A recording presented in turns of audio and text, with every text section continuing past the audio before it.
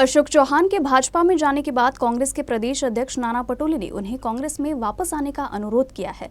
पटोले ने कहा कि चौहान हमेशा से नेतृत्व करना चाहते थे और कांग्रेस ने उन्हें हमेशा के लिए नेतृत्व करने का मौका दिया है। हालांकि अब उन्हें बीजेपी में पिछली कतार में बैठना होगा, इसलिए उन पर बहुत बुरी स्थिति आने वाली है, लिहाजा उन्हें अपना फैसला बदलना चाहिए। अशोकराव साहेबांच्या बरोबरीचे त्यावेळेस लाईनमध्ये खूप लोक होते, पण त्यांना विशिष्ट दर्जा आणि विशिष्ट महत्त्व काँग्रेसने दिले आमच्या सगळ्या सिनियर नेत्यांना सगळ्यांना माहिती आहे। म्हणून एकदा नाही तर दोनदा त्यांना राज्याचा मुख्यमंत्री केला, पण आता तिकडे गेलेत ते। माझा थोडा अनुभव आहे ना तिकडे, पण मी जाहीरपणे सांगितलं पाहिजे आता त्यांना मागच्या लाईनमध्ये बसावं लागेल, फार वाईट परिस्थिती होणार। त्यांनी निर्णय बदलून घ्यावा अशी आमची त्यांना नम्र विनंती आहे। अजूनही काही बिघडलेलं नाही,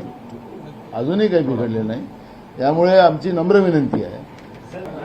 मी एकदम स्पष्ट सांगितलंय की त्यांना आमच्या पक्षामध्ये जी काही संधी होती, लीडरशिप होती, हे त्यांना अनेकदा वरिष्ठांनाही डावलून त्यांना राज्याचा मुख्यमंत्री करायचं होतं, तरी त्यांना मुख्यमंत्री केले। हे सगळे थोरात साहेब पण लाईनमध्ये होते त्यावेळेस मुख्यमंत्र्यांच्या, हे खूप लोक होते, हे तर सगळ्यात सिनियर आमदार होते, पण तरी त्यांना एक आगळं वेगळं महत्त्व काँग्रेस पक्षाने दिलं, काँग्रेस हायकमांडने दिलं, सगळे त्यांना नेतृत्व काँग्रेस पक्षाने दिलं। त्यांना ते नेतृत्व करायची सवय आहे। आम्हाला त्यांचा स्वभाव माहिती आहे। सगळे आमच्या माणिकराव ठाकरे साहेब वगैरे हे सगळे आहेतच इथं, त्यांना तो स्वभाव आहे। त्या पक्षामध्ये त्यांना ती लीडरशिपची संधी मिळणार नाही।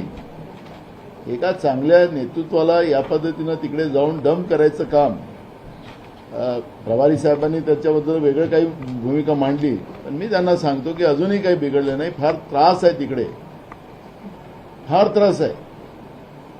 त्यामुळे मी त्यांना एवढंच आम्ही सांगू शकतो, अजूनही आम्ही सगळेजण स्वागत करायला तयार आहोत। What it your Saheb.